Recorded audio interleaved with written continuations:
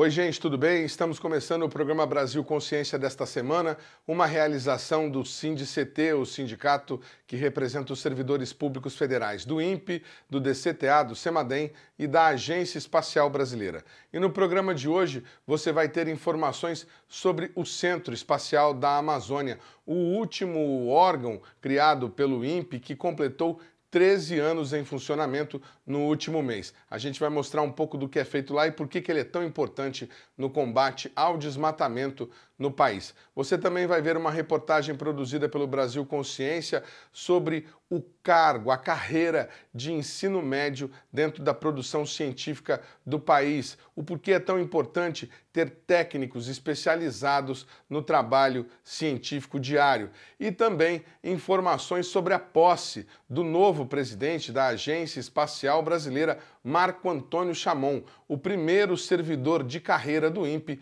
a alcançar a presidência da Agência Espacial Brasileira. Veja como foi a cerimônia de posse.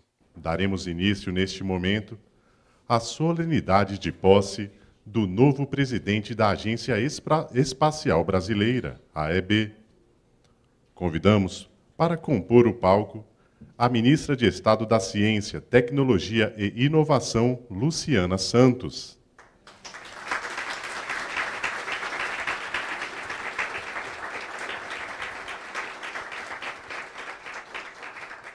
O presidente da Agência Espacial Brasileira a ser empossado, senhor Marco Antônio Chamon.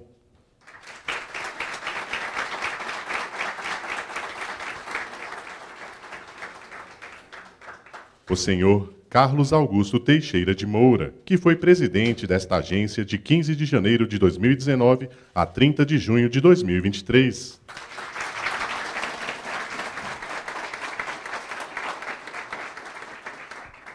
A Agência Espacial Brasileira, AEB, órgão central do Sistema Nacional de Desenvolvimento das Atividades Espaciais, SINDAI, é uma autarquia pública vinculada ao Ministério da Ciência, Tecnologia e Inovação, responsável por formular, coordenar e executar a política espacial brasileira. Ouviremos, neste momento, o senhor Carlos Augusto Teixeira de Moura. Em seu nome, ministra Luciana, cumprimentamos a todas as pessoas que aqui vêm pela primeira vez. Sintam-se na casa do setor espacial brasileiro. Na pessoa do nosso novo presidente, saudamos a todos os que vêm para ficar, todos os que doam o seu conhecimento, seu tempo e sua energia para edificar. Seja muito bem-vindo, Chamon. Marco Antônio Chamon é graduado em Engenharia Elétrica pela Universidade Estadual de Campinas, mestre em Engenharia e Tecnologia Espacial pelo Instituto Nacional de Pesquisas Espaciais, ITA, e doutor em Eletrônica pela Escola Nacional Superior de Aeronáutica e Espaço, na França. Com vasta experiência no campo espacial, ocupou posições de destaque ao longo de sua carreira. Foi coordenador do Programa de Satélites Científicos do Instituto Nacional de Pesquisas Espaciais, INPE, coordenador de Gestão Tecnológica, coordenador substituto de Engenharia e Tecnologia Espacial e coordenador de Planejamento, Orçamento e Avaliação do Instituto. Também exerceu a função de gerente da missão espacial Sábia-Mar, dedicada a estudos oceanográficos. Ouviremos neste momento as palavras do novo presidente da Agência Espacial Brasileira, senhor Marco Antônio Chamon. Agradeço então à equipe pelo trabalho incansável para manter as atividades e os projetos do Programa Espacial Brasileiro. E eu vou me permitir um exemplo, e para ficar apenas em um, não serei longo. Menciono o esforço conjunto para realizar com grande sucesso a campanha de lançamento do satélite Amazônia 1 do Centro Espacial Satish Dhawan, na Índia, lançamento que ocorreu em 2021, fevereiro, em plena pandemia Covid-19. Acredito que alguns dos presentes estavam na Índia para esse grande momento do Programa Espacial Brasileiro. Isso só foi possível porque trabalhamos todos juntos. A AEB, o INPE, da qual eu sou originário, e o Ministério.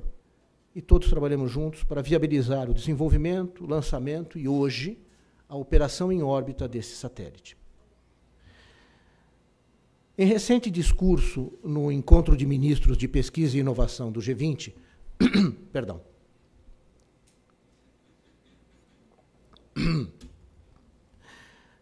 portanto, no Encontro de Ministros de Pesquisa e Inovação no G20 na Índia, a ministra Luciana Santos reafirmou o compromisso do Brasil com a redução das desigualdades e das assimetrias em todas as suas formas.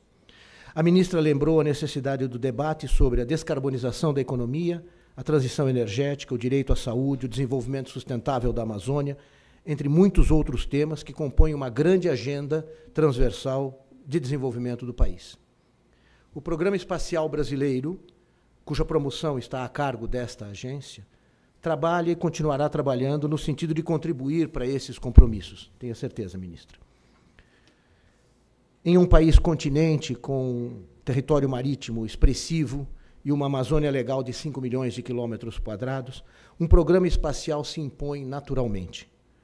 O monitoramento contínuo de grandes extensões como a nossa somente pode ser adequadamente feito por meio do acesso ao espaço e pela manutenção de uma infraestrutura espacial consistente. Eu falo de satélites, lançadores, bases de lançamento, sistemas terrestres de comunicação e controle. Mas falo também de aplicações que utilizam a informação provida por essa estrutura espacial e que geram produtos e serviços para o governo, para o setor econômico, para o meio ambiente, para a segurança do país, para a sociedade como um todo. Falo de meteorologia e falo de emergência climática, de telecomunicações, de sistemas de posicionamento global, GPS, de agricultura de precisão, de monitoramento de áreas cultivadas, monitoramento de biomas, de queimadas, gestão de risco e de desastres, naturais ou não, gestão hídrica, planejamento territorial e urbano. A lista é muito mais longa do que essa, eu paro por aqui. E seguramente algumas dessas aplicações podem ser realizadas sem o uso de sistemas espaciais. Não tenhamos ilusões sobre isso. É possível fazer muito disso sem sistemas espaciais. No entanto, de um modo geral, a presença desses sistemas espaciais torna tais aplicações muito mais produtivas e de uma forma muito mais eficiente. E, em alguns casos, é a única solução possível para os problemas que nós vivemos. As parcerias internacionais para a continuidade desses e outros sistemas espaciais e suas aplicações foram retomadas, como é conhecimento geral. Em suas viagens à China e à Argentina, o presidente Lula assinou acordos e reativou cooperações na área espacial com esses países. Dessa forma, já estamos nos organizando para o desenvolvimento do Ciber-6, continuidade de uma parceria de longa data com a China, que é um satélite radar baseado na mesma plataforma brasileira que está voando no Amazônia 1. E também para a retomada do Sabiamar com a Argentina, na qual eu tive a oportunidade de trabalhar no passado, um satélite de estudos oceânicos, que já está, hoje, em sua primeira fase de integração nos laboratórios do INPE em São José dos Campos. Não estamos ainda em todas as frentes de aplicação que o país almeja e necessita, mas já fazemos muito e de maneira eficiente. O objetivo da Agência Espacial Brasileira é avançar no desenvolvimento de sistemas espaciais e aplicações, promovendo a indústria brasileira e a presença internacional do país na área espacial e ampliando os impactos na sociedade. Neste momento, fará uso da palavra a ministra de Estado da Ciência, Tecnologia e Inovação, senhora Luciana Santos. Marco Antônio Chamon, como já foi dito aqui pelo cerimonial, é uma referência na engenharia espacial, com conhecimento técnico e científico para liderar a AEB neste momento de resgate do papel estratégico do Programa Espacial Brasileiro para o desenvolvimento tecnológico do país. A escolha de Chamon para a presidência da Agência Espacial reflete o compromisso do governo do presidente Lula com o fortalecimento do setor espacial, que passa a estar no centro da agenda da reindustrialização no governo. Para nós, é um vetor do desenvolvimento nacional. Sabemos que a pandemia e os conflitos geopolíticos evidenciaram a fragilidade das cadeias globais de produção e fornecimento e acirraram a disputa pelo domínio tecnológico e a competição baseada em interesses nacionais. Nesse sentido, a posse de Chamon, ocorre no momento que tomamos medidas fundamentais para alinhar as políticas de ciência, tecnologia e inovação ao cenário atual e às diretrizes do governo do presidente Lula. Para isso, redefinimos a atuação do Ministério da Ciência, Tecnologia e Inovação e das entidades vinculadas a partir de eixos estruturantes que vão orientar a elaboração da nova Estratégia Nacional de Ciência, Tecnologia e Inovação. Entre esses eixos, destaco a reindustrialização em novas bases e apoio à inovação nas empresas. A indústria aeroespacial é fundamental para o desenvolvimento tecnológico com repercussões para além da própria cadeia. Cito, por exemplo, os impactos na educação e na formação de mão de obra, ao criar demandas por profissionais especializados e especializadas. Os incentivos à indústria aeroespacial estimulam as universidades e centros de pesquisas a produzir conhecimento. Além disso, o desenvolvimento da indústria espacial cria oportunidades para novas startups e empresas de tecnologias de pequeno e médio porte, gerando emprego de alta qualidade e reduzindo a fuga de cérebros, que é um grande desafio brasileiro. Aliás, no nosso Programa Nacional de Ciência e Tecnologia, nós estamos abrindo um programa específico para uma busca ativa, não é, dos nossos brasileiros e brasileiras que estão no exterior e que, de alguma maneira, nós precisamos que eles contribuam com o desenvolvimento da ciência e tecnologia brasileira. E também Carlos de Moura. Outra iniciativa que anunciamos recentemente dará novo impulso ao Programa Espacial Brasileiro, que é o desenvolvimento do satélite Cibers 6, que foi feito na visita que o presidente Lula fez à China já esse ano. É o maior exemplo de sucesso de cooperação científica entre Brasil e China.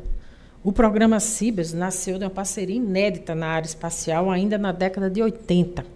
Graças a essa cooperação, o Brasil passou a ser o detentor da tecnologia de geração de dados e sensoriamento remoto.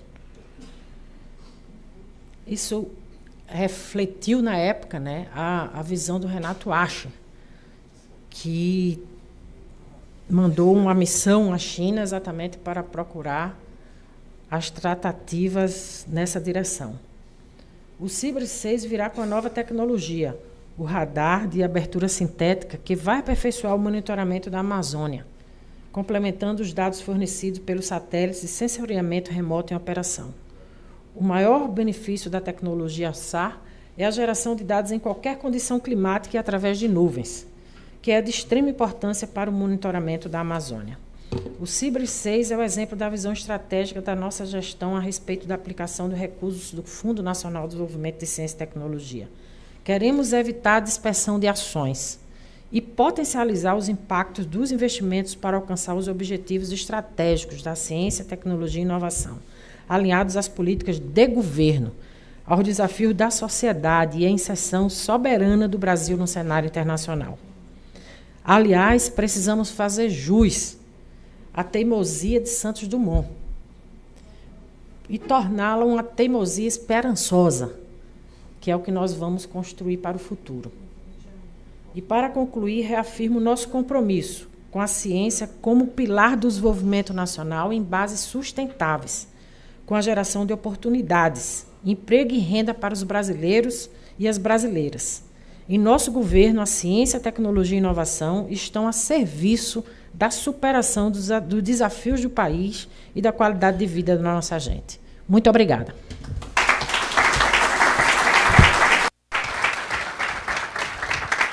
O programa Brasil Consciência vai para um rápido intervalo e, na sequência, a gente traz as informações sobre os 13 anos do Centro Espacial da Amazônia. Um instante só, não saia daí.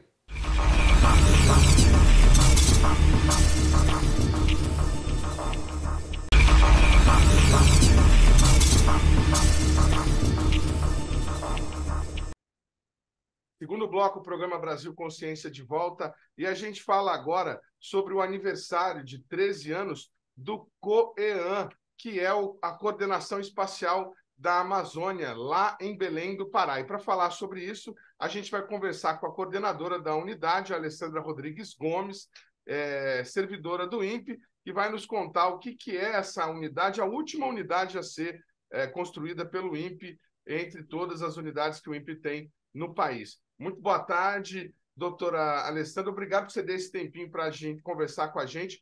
Conta para a gente onde é que vocês estão instalados aí em Belém e como é que é o trabalho de vocês, o que vocês fazem aí diariamente? Ok.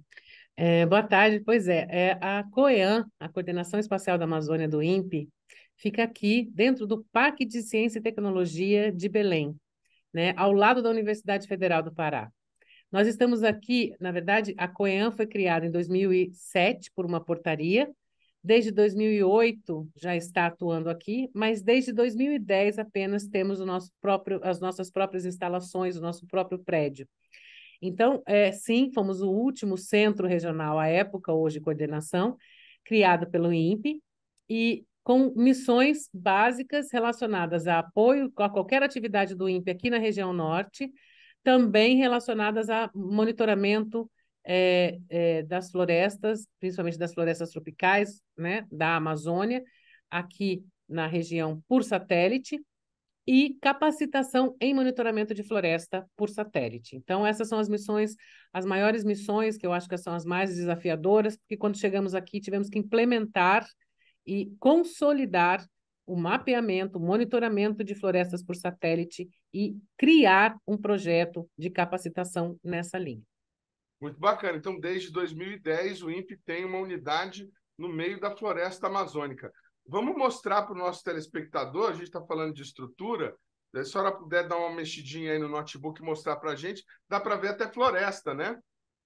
Dá uma floresta, mais ou menos aqui. A gente está no segundo andar, né? Ao lado, nós temos um laboratório de alta tensão. Eu vou tentar abrir a janela um pouquinho. E esse laboratório de alta tensão, a gente está dentro de um parque. Então, aqui nós temos toda uma floresta rodeando o parque, onde a gente ainda encontra animais com primeiro contato, né? Tipo preguiça, macacos. Eu vou mostrar o outro lado também. Preguiças, macacos, pássaros diversos. As capivaras, a gente está numa região próxima ao rio, então a gente também encontra capivaras. Enfim, então a gente aqui é um exemplo. Lá atrás, eu não sei se eu consigo mostrar, mas lá atrás tem uma samaúma. Acho que a luz não vai deixar direito. Isso, vira mais um pouquinho, porque a luz do sol está. Isso, Aqui. aí a câmera consegue se adaptar. Que Isso bacana. lá atrás tem uma samalmeira, que é uma árvore típica daqui, e aqui já tem uma escola estadual, né? Então a gente convive com a floresta em volta, nos lotes que ainda não foram ocupados pelas empresas, e com essa fauna que também tem aqui. Muito bacana. Bom, a senhora falou aí sobre a questão do monitoramento das florestas, os dados, pelo que está na informação do INPE, os dados do DETER, esse que o pessoal gosta de dizer mês a mês, subiu, desceu, né? O número de alertas de desmatamento na floresta, são vocês que reúnem as informações? Nós geramos as informações todas aqui. Aqui são realizados basicamente 3 projetos. DETER, que é a detecção, projeto de detecção de desmatamento em tempo quase real, ou seja, não é exatamente no mesmo dia, não é que nem Missão Impossível. Também tem o DETER Cerrado, o DETER Amazônia, são feitos aqui, são intérpretes daqui, treinados aqui, formados aqui na região. Então, ou seja, nós já temos 13 anos, estamos fazendo 13 anos de instalações, né? Então, são pessoas que começaram desde quando estavam fazendo estágio na graduação. Também temos o projeto Terra Class, que já é o projeto de uso e cobertura da terra nas áreas que já foram mapeadas como desflorestadas. Então, são 3 projetos básicos rodando aqui: DETER Amazônia, DETER Cerrado e Terra Class. Todos do INPE, todos relacionados ao programa de monitoramento da Amazônia e demais biomas, que é coordenado pela equipe da divisão de projetos estratégicos do INPE em São José dos Campos. São 13 anos, e a informação que a gente tem é que nesses 13 anos já passaram 200, já formou-se 200 profissionais dessa área de interpretação de imagens de sensoriamento remoto para essas aplicações, né, como dizem os cientistas, com as imagens produzidas pelos satélites. Vocês, então, aí recebem as imagens, interpretam as imagens e enviam lá para o Cláudio Almeida, em São José dos Campos, para a coordenação de todos aqueles mapas que estão disponíveis pela internet. Sim, Sim, quando eu falo que mais de 200 pessoas foram são as pessoas que passaram pelo centro, são pessoas que não conheciam pela coordenação, né? São pessoas que não conheciam, que já conheciam o INPE, mas quando tiveram a oportunidade de saber que o INPE tinha criado uma unidade, vieram para cá. Como estagiários, como bolsistas, como consultores, consultores nacionais, consultores, já tivemos consultores internacionais, porque tínhamos capacitação em diferentes línguas e etc. e tal. Então, todas essas pessoas, eu creio que mais de 200, eu não cheguei a fazer uma conta exata, mas são mais de 200 pessoas formadas para trabalhar aqui, que já trabalharam, trabalham, ou provavelmente vão trabalhar, que tem algumas ainda em processo de seleção. Então, eu estou falando dessas pessoas. Em termos de pessoas capacitadas, aí nós já estamos falando com mais de 800 pessoas, né? Daqui do Brasil e de fora do Brasil, de cerca de 60 países, eu tenho essa conta. São 749, 48 pessoas treinadas no mundo inteiro, de cerca de 60 países, e isso é resultado de mais de 80 cursos no projeto Capacitri. E os projetos de monitoramento, sim, todos os dias os dados têm que ser finalizados aqui, os intérpretes fazem a interpretação, geram esses dados, sobem com esses dados aí para São José. São José solta isso dentro do portal Terra Brasilis, que fica disponível para a sociedade. Hoje, o corpo técnico que faz o trabalho aí, o número de funcionários que vocês têm está em torno de quantas pessoas, doutora? Hoje, a equipe técnica que eu tenho aqui está em torno de 25 pessoas. 25 pessoas trabalhando, fazendo monitoramento. E por Sim. que precisava ter uma equipe de intérpretes em Belém instalada próxima da floresta? Por que não poderia ser, por exemplo, em outro lugar? Há alguma vantagem estratégica para o INPE ter essa unidade aí no meio da floresta? Houve uma demanda, eu acredito o seguinte, quando o centro, quando era centro, né, esse centro foi criado, é porque havia uma demanda de uma parcela da sociedade reclamando por isso. Nós sempre trabalhamos com sensoramento remoto, onde não há necessidade de contato físico com o alvo. Então, não haveria necessidade de estar na Amazônia para monitorar a Amazônia. Mas eles sentiram que a gente precisava estar na Amazônia. E aí, à época, o diretor, então, resolveu criar esse centro para atender essa súplica de que, se vocês estão mapeando a Amazônia, seria muito bom que tivessem um centro aqui. E aí, por isso, esse centro, que foi o último criado, em 2007, né, foi criado. Esse centro foi criado para responder essa demanda, né? Faz diferença? Claro que faz. A gente está muito mais próximo do problema. E agora eu acho que a gente não estaria em melhor lugar com COP 30 em Belém, 2025. Ano que vem temos vários eventos na nossa área de sensoramento remoto, eventos internacionais que vão ocorrer aqui. E daqui até a COP já estão acontecendo muitos movimentos e muitos eventos que eles estão chamando de pré-COP. Ou seja, a cidade está se preparando para esse evento, então acho que não estaríamos em lugar melhor fazendo o que fazemos hoje em termos de floresta, de monitoramento de floresta, monitoramento da Amazônia. Nós estamos no centro do que vai acontecer no mundo daqui a 2 anos. Duas perguntas. Vocês têm algum contato com a floresta, algum projeto que vocês desenvolvam em que há alguma troca de informação com a comunidade local, algo assim? E, além desses preparativos que vocês estão anunciando, tem alguma coisa que pretende se colocar na COP? Olha, a gente precisa de mais um satélite para monitorar isso, a gente precisaria de um supercomputador para fazer aquilo. Tem alguma coisa que a gente pode esperar para esse movimento, essa atenção que o mundo vai estar dando aí para vocês? Bem, eu acho que assim, vamos por duas partes. Para a comunidade. Para a comunidade, na verdade, eu entendo que a gente traz benefícios e a gente traz informação para os órgãos de fiscalização aqui do Estado. Eu acho que isso é uma das primeiras benfeitorias, benesses de estarmos aqui, tão próximos. Essa facilidade de comunicação, facilidade de troca de informações, né? Eles vão para o campo, eventualmente... A ousadia de interromper a senhora, só para o nosso telespectador saber, órgãos de fiscalização, a senhora está falando ICMBio, IBAMA, Polícia Federal, Polícia Rodoviária Federal. Quando a gente fala em órgãos de fiscalização, estou falando em IBAMA, ICMBio, que é federal, mas o Serviço Florestal também é um órgão que fiscaliza. No nosso caso aqui, quando eu falo interação com a comunidade local, tanto o IBAMA quanto o ICMBio atuam, mas mais do que isso também temos a Secretaria Estadual de Meio Ambiente e Sustentabilidade, a SEMAS, né, que também utiliza os dados com quem mantemos um contato direto para atender demandas específicas do Estado.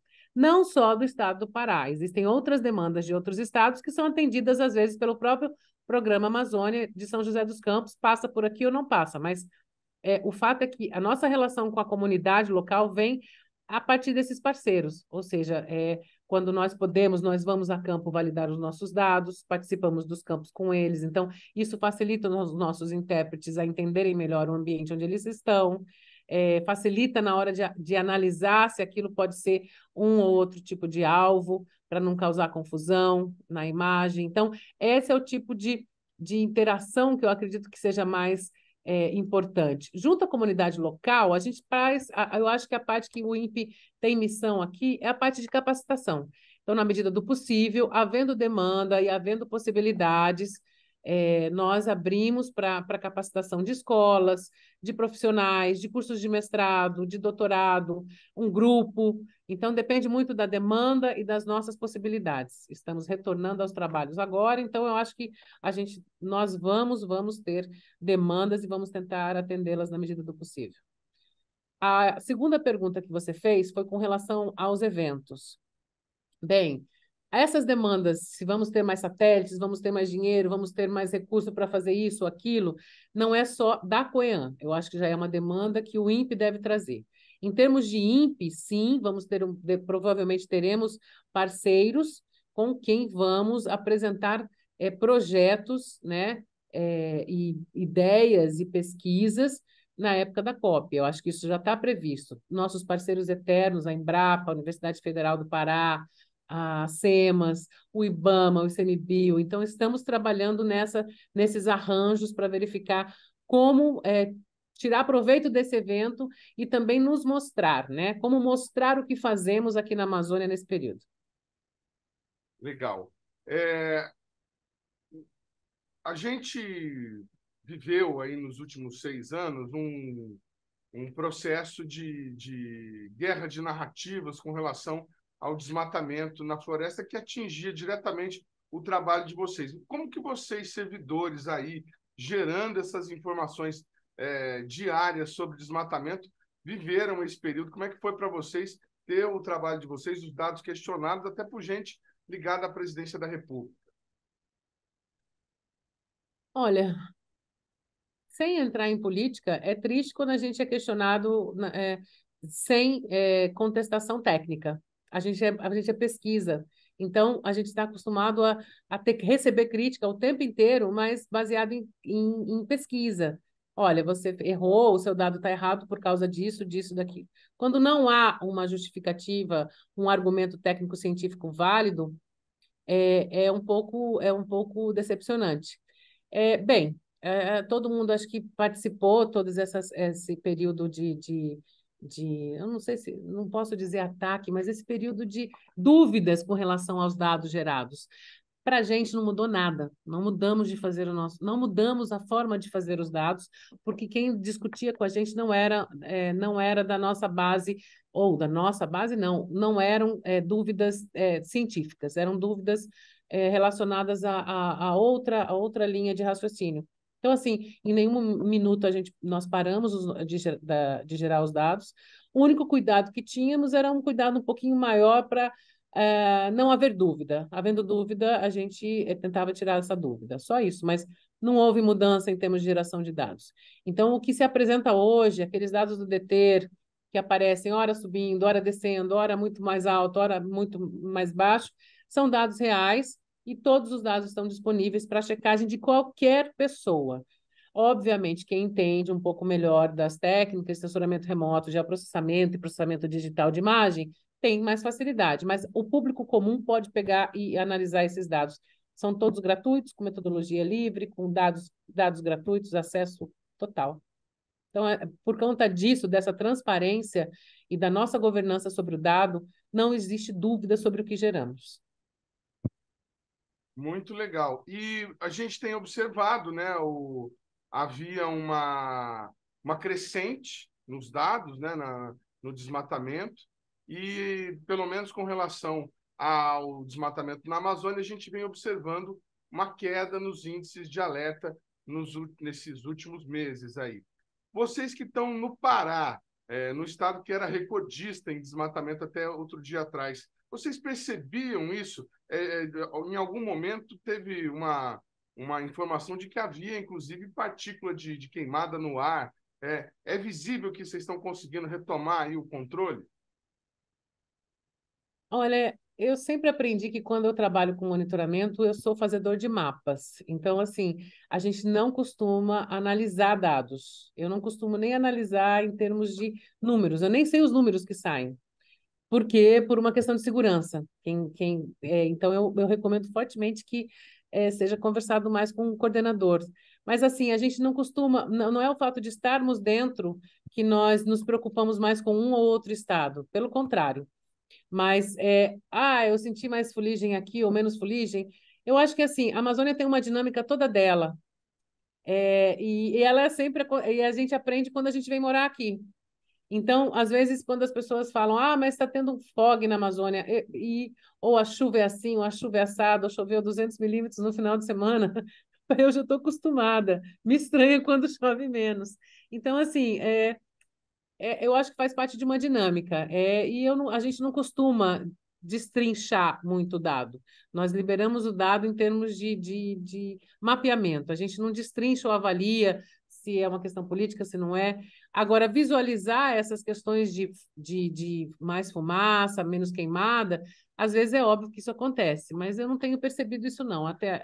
Confesso que assim, não estou lembrada neste ano de alguma coisa nesse sentido.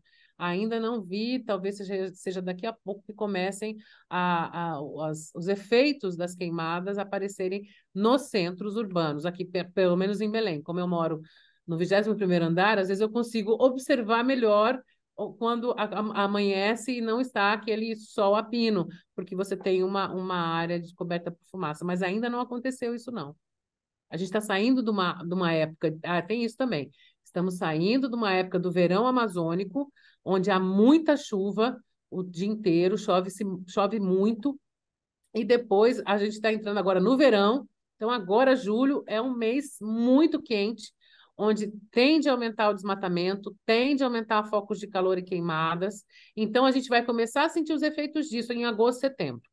Setembro é o mês mais seco, né? Mas o mês mais quente é agora. Então, neste momento, eu não estou sentindo. Até então, a gente não teve como sentir ou observar essa questão das queimadas mais perto da área urbana. Não, claro, só para deixar claro, eu não estou me referindo a 2023, né? O grande pico de incêndio foi 2022, se me falha a memória, 2021. Agora já a pandemia tirou um pouco do foco do tempo aí. E, bom, para a gente terminar de apresentar o centro, além da sua estrutura física do prédio que você mostrou, o que vocês têm aí? Tem alguma coisa tecnológica, laboratório, pesquisa, alguma coisa nesse sentido? Vocês também fazem formação? Mestrandos, doutorandos estudam por aí? Sim. Bem, em termos tecnológicos, a gente tem aqui, assim, a gente apoia outros projetos do INPE. Então, nós temos uma antena do projeto do ELAT, né, de monitoramento de raios, e nós temos também, em parceria com o IBGE, nós temos uma antena dentro das dependências do INPE aqui, da COEAM, uma antena de medição de dados de GNSS, que são os dados de uma rede de satélites relacionados a posicionamento. Então, são dados que são coletados continuamente, tantos de raio quanto os do IBGE.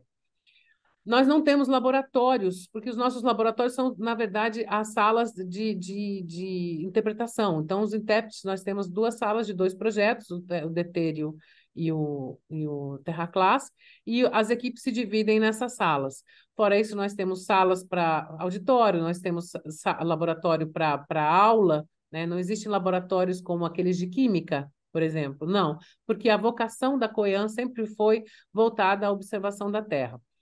No entanto, estamos num processo de abrir um pouco mais a nossa área, o nosso range de pesquisa e de pesquisadores e de ideias. Então, hoje mesmo eu tive uma reunião onde provavelmente novas ideias, novas pesquisas, novas parcerias vão surgir em outras áreas que não sejam somente monitoramento, que não seja somente capacitação. Então, eu estou bastante esperançosa que a COEAN vai abrir o leque de possibilidades na área de pesquisa espacial.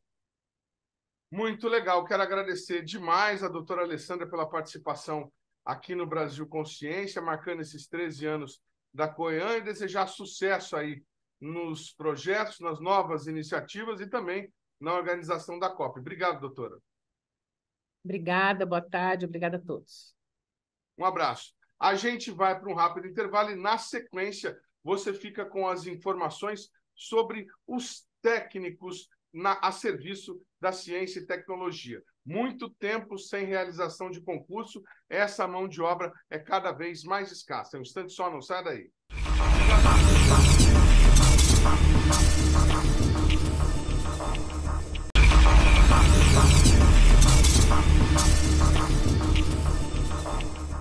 Terceiro bloco, e o Brasil Consciência traz para vocês agora uma reportagem sobre a importância da carreira de nível médio na produção científica. Os pesquisadores, obviamente, são fundamentais, mas há cada vez maior a necessidade de reposição dos quadros daqueles que fazem o trabalho diário para a produção científica acontecer.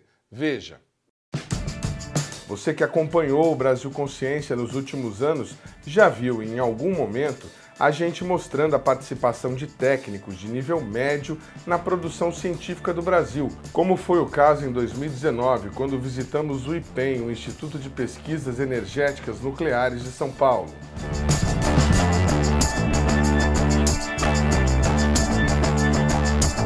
Então, aqui é um laboratório de manipulação, onde nós fazemos a produção dos radiofármacos, e a produção dos radiofármacos ela é feita dentro do interior de uma célula de processamento, que é o que ele está manipulando. Essa célula ela é estanque, com pressões negativas, também uma parede de chumbo para proteger o operador da radiação que é emitida de lá de dentro.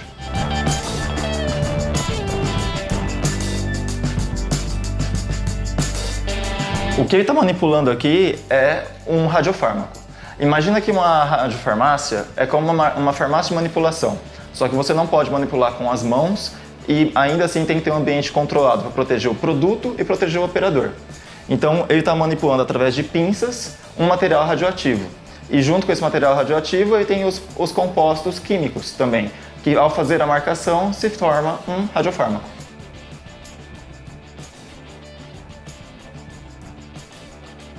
Quantos anos faz que o senhor trabalha aqui? 36. 36 anos. O senhor tem medo de trabalhar com esse tipo de material? Não, nem um pouco.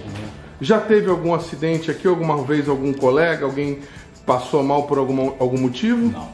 Nunca aconteceu? O que o senhor fala em casa quando você vai na festa do sobrinho no final de semana? O senhor fala para ele que você trabalha com o quê? Eu trabalho com medicamentos, faço medicamentos para medicina nuclear. É o que eu falo.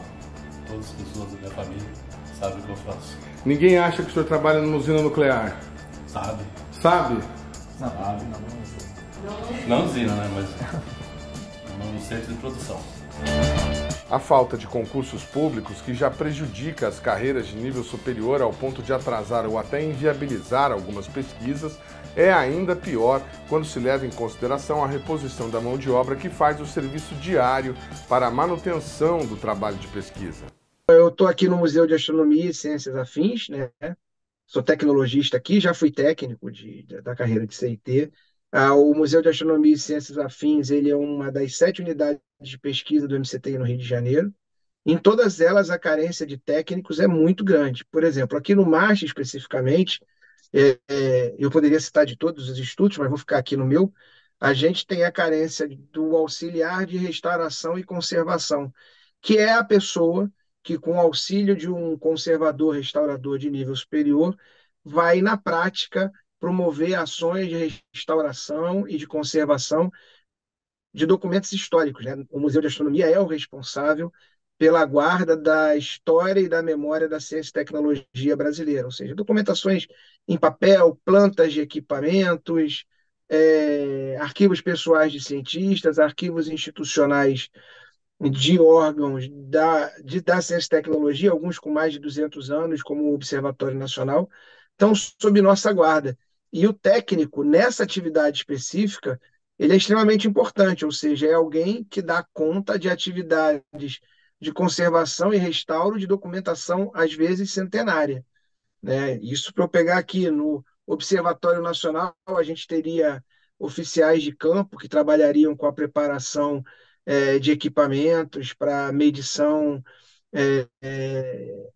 para análise sismográfica, por exemplo, que é a instituição que está aqui do nosso lado e que também sente falta de técnicos, e a gente pode falar de vários. A nossa preocupação ela é muito grande, porque esse processo de aposentadoria, esse processo, a cada momento que as nossas instituições vão perdendo o poder de recomposição, o número é muito grande de pessoas que, dentro das nossas unidades, as pessoas já estão muito perto já das suas aposentadorias, a gente recai no problema que está acontecendo em todas as unidades.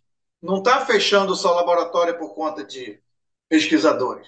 Está fechando laboratórios também para dar continuidade em todo aquele trabalho de bancada, de laboratórios, de ajudar a identificar e, principalmente, né, no andamento, né? Porque, volto a dizer, se pensar em desenvolvimento de pesquisa, tentando apontar de que forma a gente pode desenvolver ambientalmente, mas a ciência e tecnologia na Amazônia, se a gente pensar nesse equilíbrio de ter dentro das unidades esse corpo funcional funcionando nessa engrenagem, a gente corre o risco de que muitos laboratórios dentro do INPA estão engessados, né? Isso acontece no INPE, a mesma coisa. Se a gente for para todos os segmentos da área de ciência e tecnologia do Ministério da Ciência e Tecnologia, a gente está com essa problemática.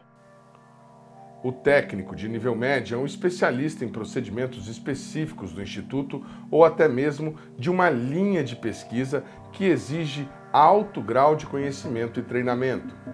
O Instituto Nacional de Pesquisa da Amazônia tem muito técnicos com habilidades muito diferenciadas de um laboratório. Nós podemos comparar, por exemplo, a engenharia espacial no INPE, por exemplo. A gente está falando de um laboratório onde nós estudamos bioma, onde você precisa, dentro do interior da Amazônia, não é só o laboratório dentro do INPA, mas a gente tem desde os inventários, de todo o levantamento, por exemplo, botânico e florístico, toda a catalogação para você levar a coleta para as coleções zoológicas, identificar tudo isso. Então, você tem desde o mateiro, que nós podemos comparar um técnico especializado mateiro, não é o cara que sai fazendo picada, entrando na mata dentro. Mateiro é o cara que conhece da essência, da informação também técnica científica, é o cara que sabe subir, podar, fazer uma pecônia, trepar, fazer uma coleta botânica, isso seja numa arbórea ou então num arbusto. A gente pensando na área da biologia aquática, a gente precisa de um técnico especializado que sabe manusear, por exemplo, é um barqueiro que a gente chama, o pescador, o cara que vai fazer coleta, por exemplo, um pesquisador da área de ictiologia, que estuda os peixes na Amazônia, ele precisa ter um técnico especializado que saiba fazer o manejo. Vou te dar um dado interessante. Não é qualquer técnico que sabe fazer o manejo de capturar um peixe como o poraqué, que chega a dar uma descarga de até 400 volts, por exemplo. Estou tentando fazer algumas comparações da importância do técnico de pesquisa na Amazônia. Eu sempre dou um exemplo, para mim, que é muito caro, né? Poderia dar vários, que vocês aí de São José dos Campos têm, que é o grande soldador, que é um técnico famoso, militante, o Geraldo, que é um cara que foi formado durante dezenas de anos, ele tem uma expertise enorme, eu não vou substituir esse cara a cada 6 meses, né? Ele se aposentou e hoje o que acontece? Ele é tão estratégico a atividade de preparação que ele faz de solda que ele precisa ser recontratado. Eu me especializei, entrei na Engesa, né? Entrei na Engesa. Quando eu saí da Engesa, né? Como eu já coloquei, eu vim para o INPE. E no INPE eu tive muita oportunidade de participar de congresso de soldagem. Eu sou filiado à ABS, Associação Brasileira de Soldagem, né? Então, o INPE, as tecnologias que estavam sendo criadas, do ciber, das plataformas, exigiu que nós teríamos que avançar no conhecimento de vários processos de soldagem. Então, lá a gente fizemos, todo ano, nos congressos de soldagem, a gente apresentava algum trabalho nos congressos de soldagem. Passamos de muito curso aí lá, principalmente na Unicamp, né? Na Unicamp, lá na Universidade Federal de Uberlândia, que tem vários laboratórios de soldagem, né? Então, exigiu de nós, a demanda do INPE, a demanda dos projetos do INPE, exigiu que nós tenhamos, que os técnicos, né, tinham que correr atrás, né, e conhecer tecnologia, né? Então, por isso que a gente desenvolveu vários projetos, a gente ajudou a engenharia, né, dava alguma noção de soldagem, né, solicitava, né, quando eles solicitavam da gente, olha, qual é o melhor processo de soldagem? Então, a gente, com a nossa experiência, a gente passava para eles. Porque a soldagem é um grande desafio. A soldagem hoje é uma das áreas mais robotizada, mais avançada no mundo inteiro, né? Então, por isso que a gente tinha essa necessidade de se especializar, né? E fala uma coisa para mim. Hoje não tem soldador no INPE. Qual foi a última vez que eles chamaram você para fazer alguma coisa? Olha, cara, foi recentemente, né? Recentemente me chamaram lá porque o INPE também tem um projeto pró-Antártida, né? Esse projeto, nós fizemos uma torre que vai sempre, quando eles têm a missão de ir para a Antártida, tem uma torre, né, que vai na boleia, né, vai na frente do navio, né? Então, uma torre de alumínio, né, que ali tem os dados meteorológicos, enfim, eles montam vários aparelhos. Então, em cada viagem que eles fazem, então na volta tem que fazer alguns reparos nessa torre. Essa torre também é de alumínio aeronáutico, né? Alumínio de grande estrutura.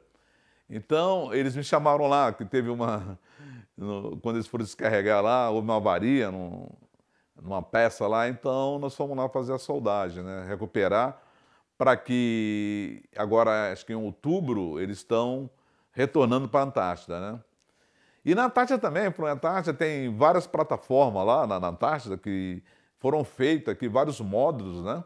Foram feitos aqui no INPE, né? No INPE pelo setor de mecânica, nós fizemos, né? Os técnicos, bastante técnico, eu volto a referir aos torneiros mecânicos, aos fresadores, aos ajustadores, né? Então, é esse pessoal que compõe, né, como se diz, o chão de fábrica, né?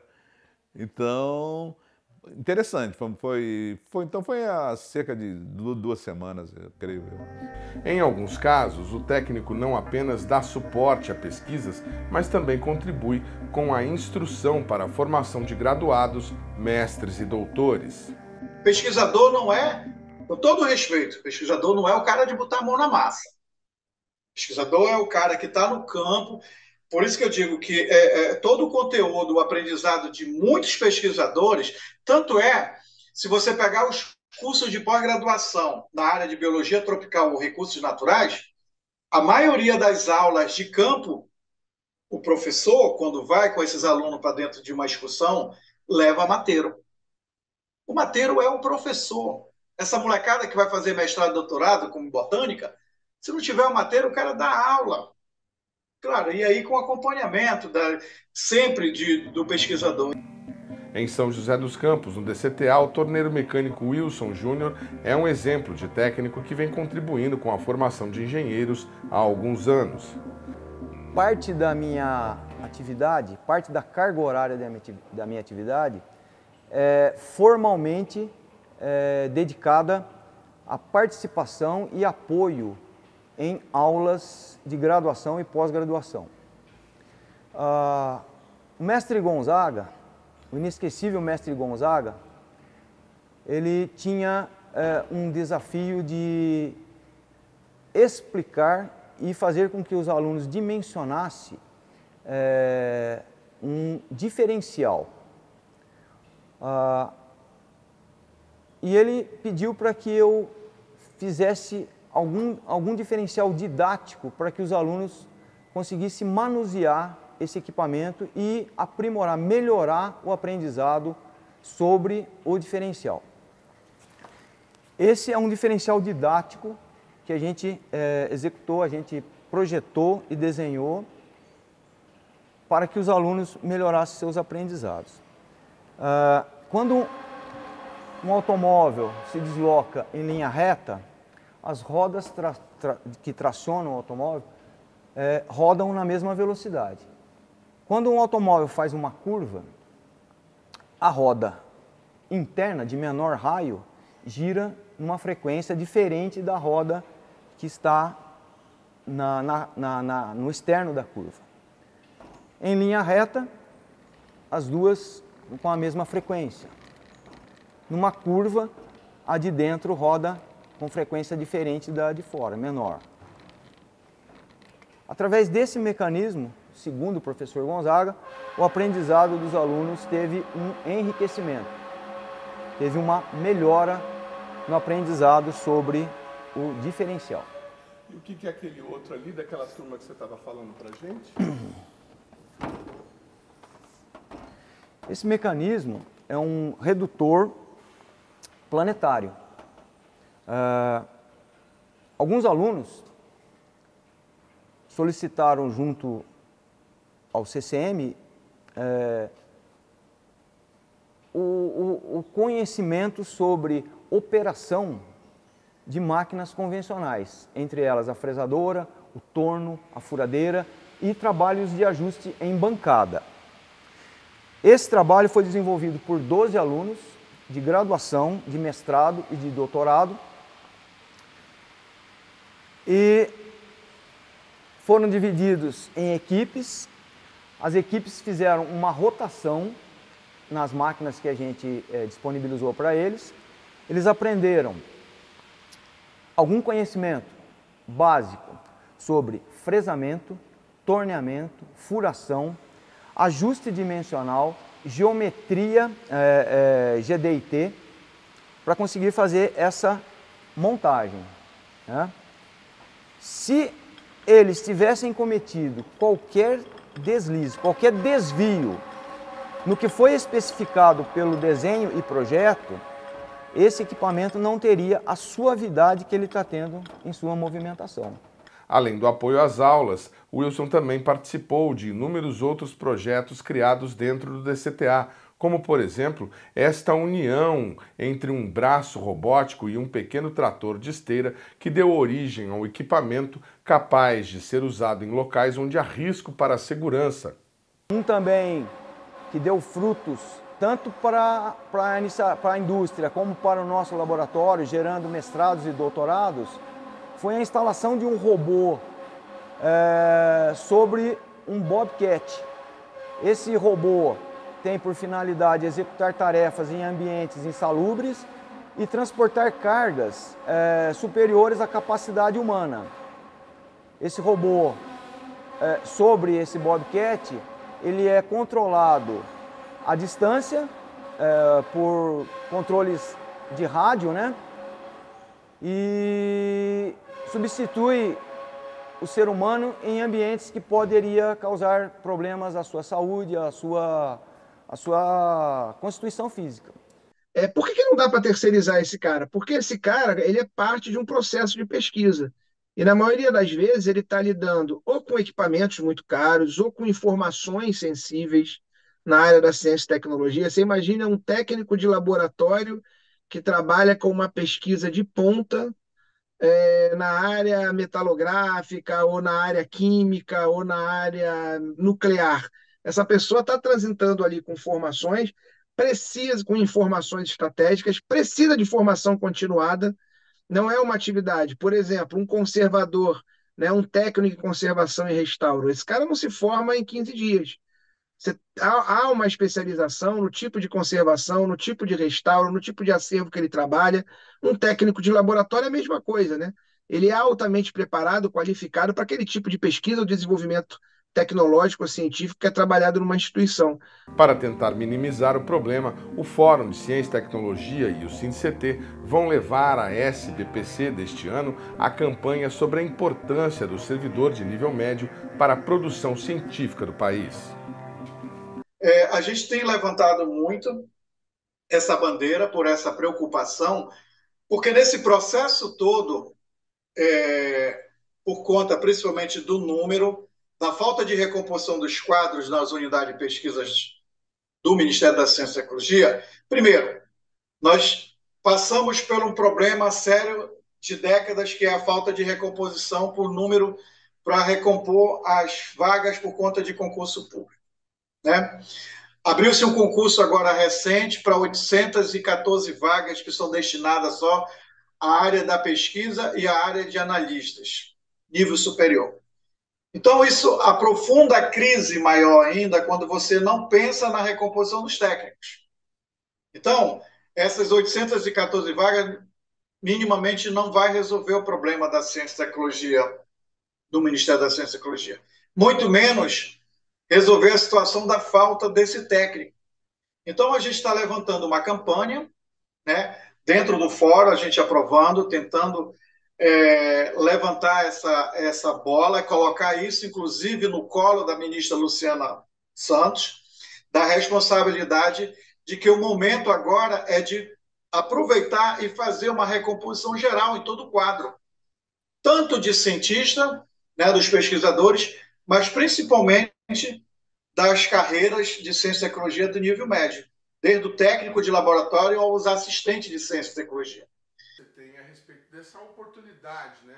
O Lula voltou ao governo, nós temos uma ministra que está anunciando concurso. Esse seria o momento ideal da gente estar recompondo esses quadros? Olha, o momento é agora, né? Mas a ministra esteve recentemente aqui em São José dos Campos, aí nós fomos conversar com a ministra, né? E colocamos para ela essa questão, né, da angústia aí de falta de pessoal. E interessante que eu e o meu amigo Elias, o Elias também é fresador, né, mecânico, né, e nós somos aqui do SINDCT, conversando com a ministra, nós vamos falar ela sobre soldagem, ela ficou meio interessada, ela falou, pô, mas tem solda? Tem solda, tem, ministra. Ela falou, vou levar essa foto aqui e falar com o presidente Lula, né, a questão toda. Mas, infelizmente, no concurso que está para vir aí, não tem técnicos.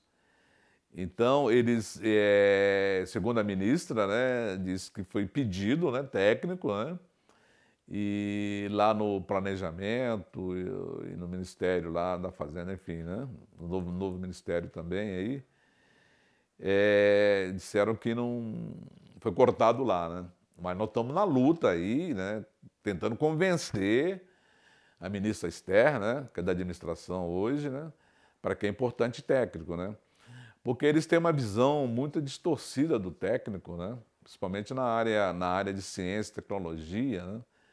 Então o pessoal não pensa muito no técnico, né, nem no auxiliar, né? Então é uma esperança, né? Uma esperança que o governo Lula, né, possa começar a recompor os quadros, né?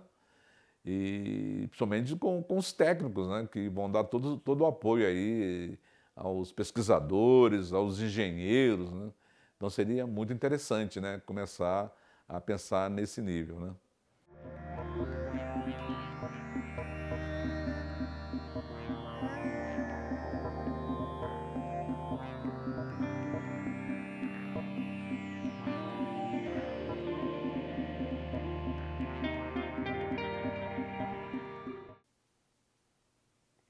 O programa Brasil Consciência vai ficando por aqui. A gente deixa para vocês os nossos canais no Facebook, onde você encontra todas as publicações da rádio do SINDCT e também o endereço da nossa página no YouTube. Você encontra todos os programas já produzidos pelo BCC. A gente também deixa para vocês o nosso e-mail, onde você pode fazer suas críticas, tirar dúvidas, emitir sugestões ou opiniões que poderão ser publicadas aqui no nosso programa. A gente volta na semana que vem com mais uma atração inédita para vocês. Tchau, gente. Um abraço.